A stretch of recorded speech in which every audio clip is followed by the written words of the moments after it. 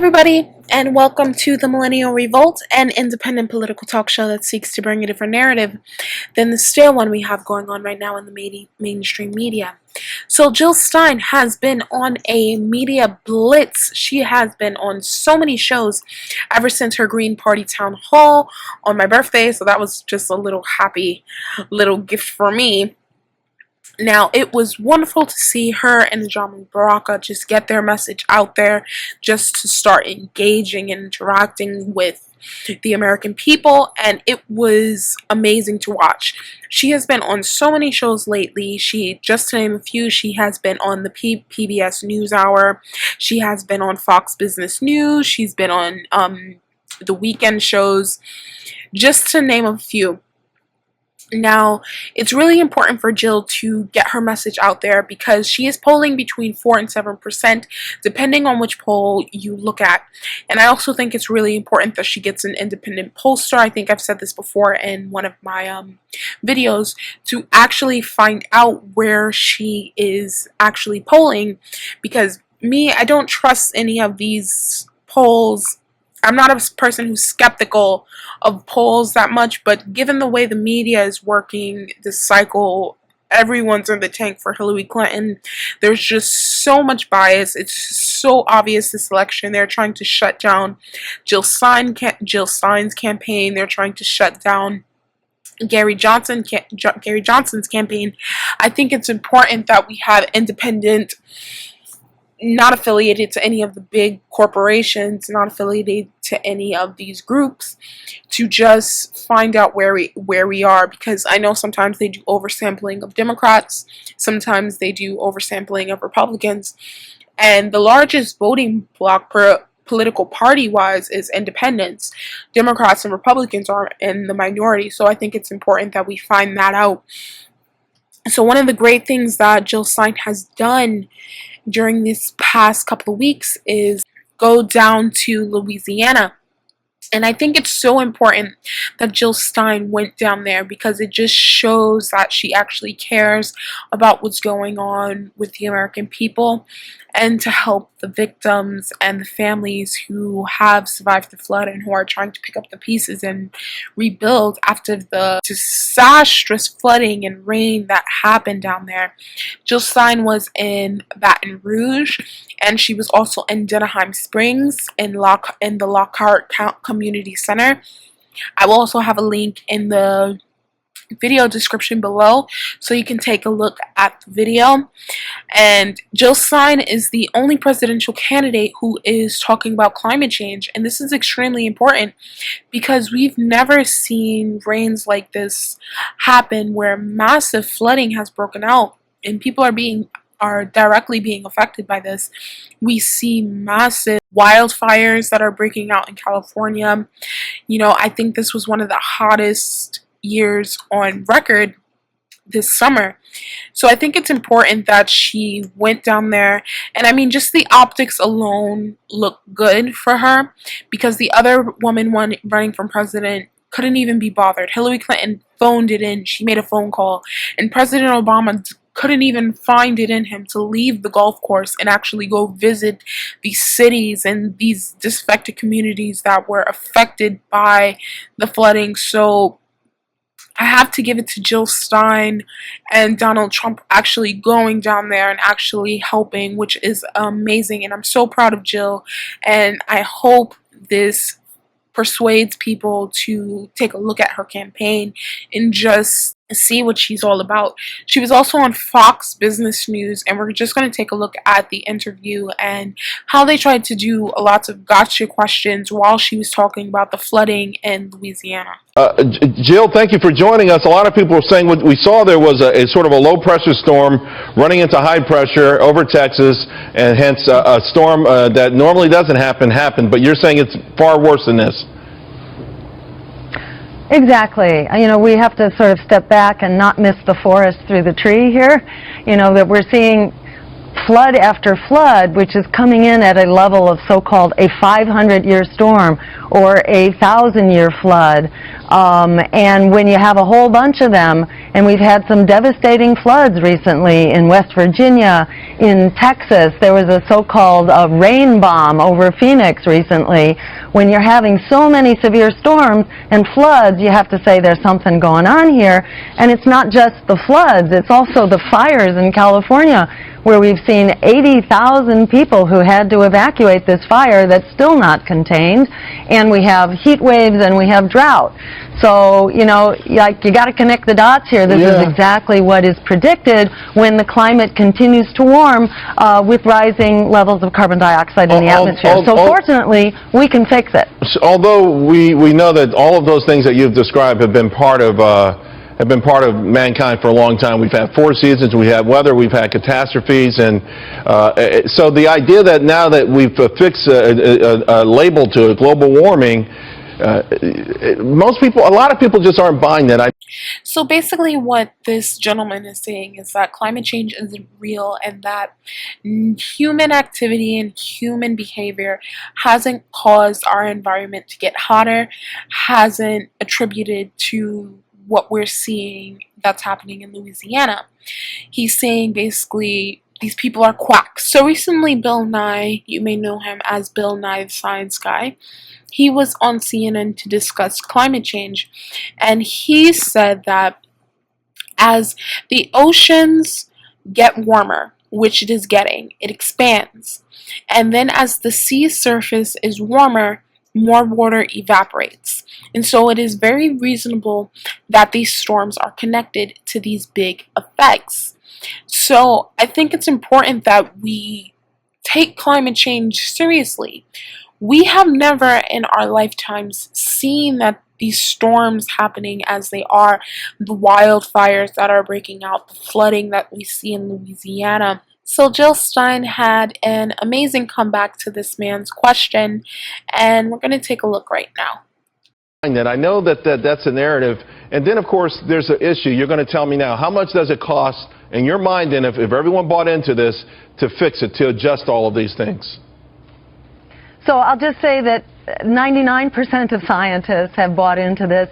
The American public in poll after poll has also bought into this and is demanding that we have real substantive solutions. So yes, there are special interests that do not buy into it. But overall, people who enter into this without bias and without a financial interest have really been persuaded. Here's the really good news that very few people know. When you get rid of fossil fuels, and I can say this as a medical doctor, and by the way, I'm not dressed like a medical doctor or like a candidate, because I'm down here in Baton Rouge on the front lines of some of the communities who are kind of falling through the cracks, actually.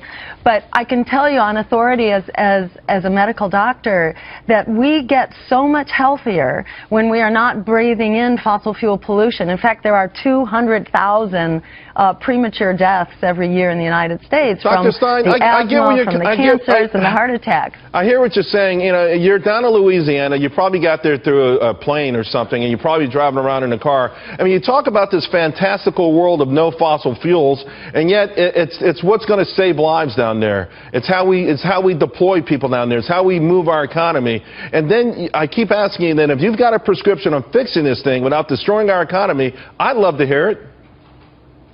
Exactly, because we can create 3 times as many jobs by moving to fossil fuels, away from fossil fuels. We create 3 times as many through renewable energy. And this is the prescription, and this is how we pay for it, is that we save so much money. We get so much healthier, because you may know we're spending $3 trillion a year. It's not a healthcare system, it's a sick care system.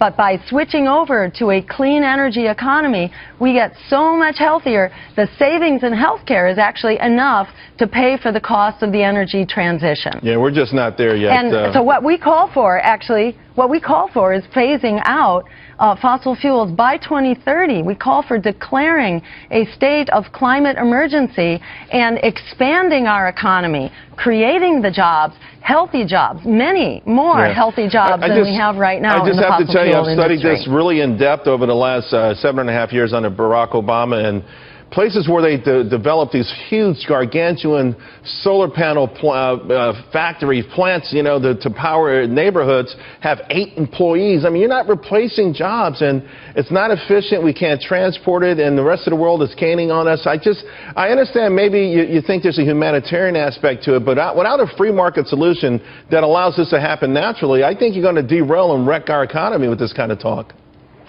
Well, exactly, and we have to stop what's been an anti-free market fossil fuel economy where we, the taxpayers, have been subsidizing to the tune of tens of billions of dollars a year an energy system that's not only destroying the climate and our health as well, and making workers in particular sick who are on the front lines. We can actually do right by our workers, do right by our communities, and do right by our economy at the same time that we're saving the planet. And this is the face you make when you have no idea what you're talking about and your interviewee comes with facts.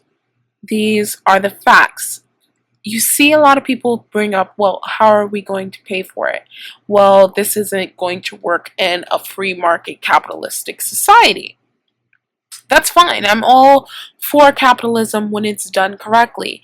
Now, if we stop with the special interests, we stop having these fossil fuel giants lobbying to our senators and get away from that, then we would be able to have more jobs in clean energy and renewable energy where we can jumpstart our economy and we can fix our environment, fix the climate as well. So I love the fact that Jill Stein, she brought up facts, she brought up the jobs program, and I think when you just keep mentioning jobs, you focus on that and you hit that home, as well as explaining how we're going to pay for it, if you will, by expanding the economy. I think this will be a great way for her to get her message out. So I'm glad that these shows are letting her on there, and if she keeps hitting these people when they think they're trying to get slick, she is going to do an amazing job. So another important topic that Jill Stein brings up is our military budget and the fact that we have over 800 military bases overseas, and the fact that she would like to close some of these down.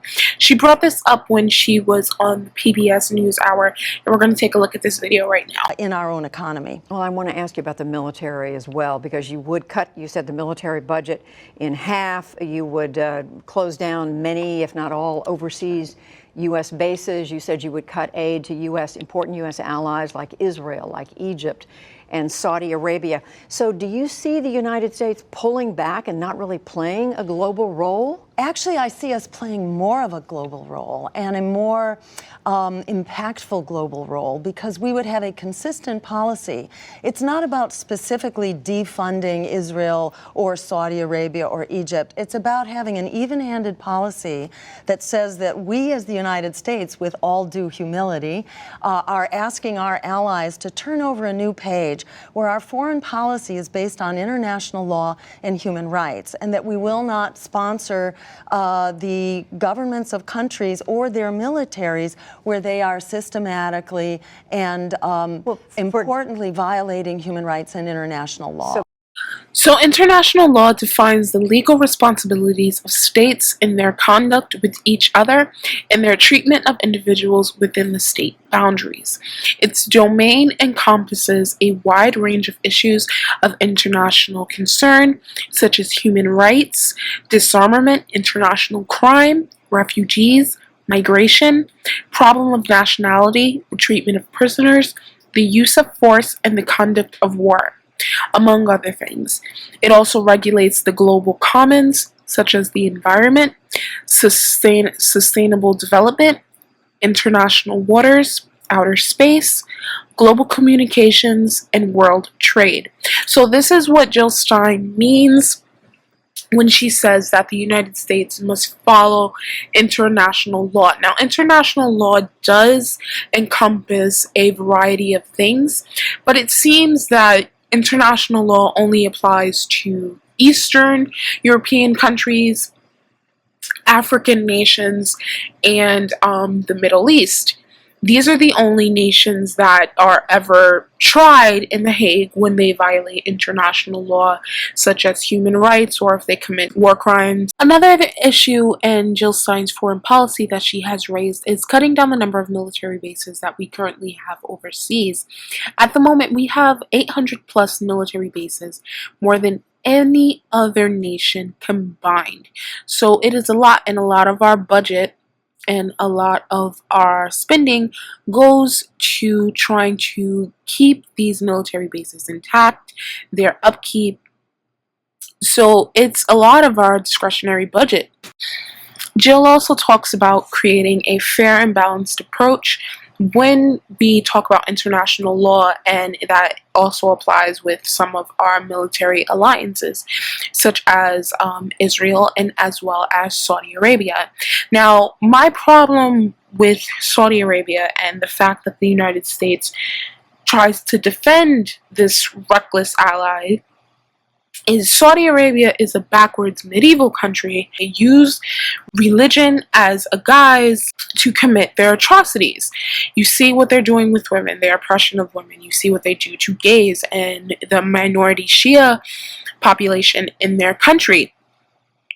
And it's just extremely barbaric, and I have no tolerance for this. And we also do have an uneven hand when we deal with the Israelis and the Palestinian issue. You see that the Netanyahu government is committing war crimes. The Netanyahu government is expanding its illegal settlements, which is also condemned by the United Nations.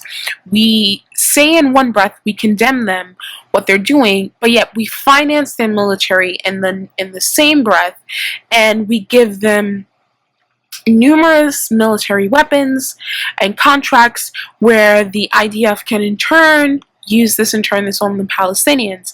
Now, are there not Palestinians who are doing terrible things to the Israeli population? Yes, they are. But in the same breath, there are Israeli settlers who are attacking Palestinians as well. And we are not a neutral broker in this, and we have to step back. And when the United Nations tries to draw up resolutions to condemn Israel on what they're doing, we can't keep blocking them and can't keep stopping them. We have to be a neutral party in a lot of these conflicts that are going on around the world, because we keep causing, I think unintentionally or sometimes intentionally, majority of the problems that are happening. And we've lost our moral compass, and I think I've said this in a previous video, but we've lost our moral compass, and we are not a good arbitrator of what is right and wrong in the world anymore. Because when we start funding terrorists, when we start arming jihadists, when we start overthrowing governments to bring in democracy, if you will, we can in the same breath condemn another country if they decide they want to do the same thing. You can't do that. You can't talk with a forked tongue. If a set of rules and a set of laws are going to apply to every other country in the world, then they must apply to the United States as well. And we don't see any of our other political candidates running for president talking about this. So Jill Stein was on News 1 with Roland Martin, and she was talking about the African American community, her reaching out, trying to get their votes, and what she's going to do, from her views on education to reparations, and to how Hillary Clinton and Donald Trump are not the two best options for African Americans, and how they should turn to her and Najam Baraka's campaign. So we're going to take a look at this clip, then we're going to discuss. For them, they're saying it's either Hillary Clinton or Donald Trump. And this is exactly what the system would like you to think, that you only have two choices. But in fact, America is very unhappy with those two choices, and in fact is clamoring for something else. The majority of Americans do not like and do not trust either Hillary Clinton or Donald Trump, and for reasons that we can well understand. The American people are clamoring for something else, yet we've largely not been covered up until now by major media. Yet my campaign has been coming up in the polls to 4, 5, 6, even as high as 7% without coverage. We know that Donald Trump had a $2 billion worth of free media. Hillary Clinton had $1 billion. Bernie Sanders had $500 million. We've basically had zip, yet we're coming up because people are desperate for something else.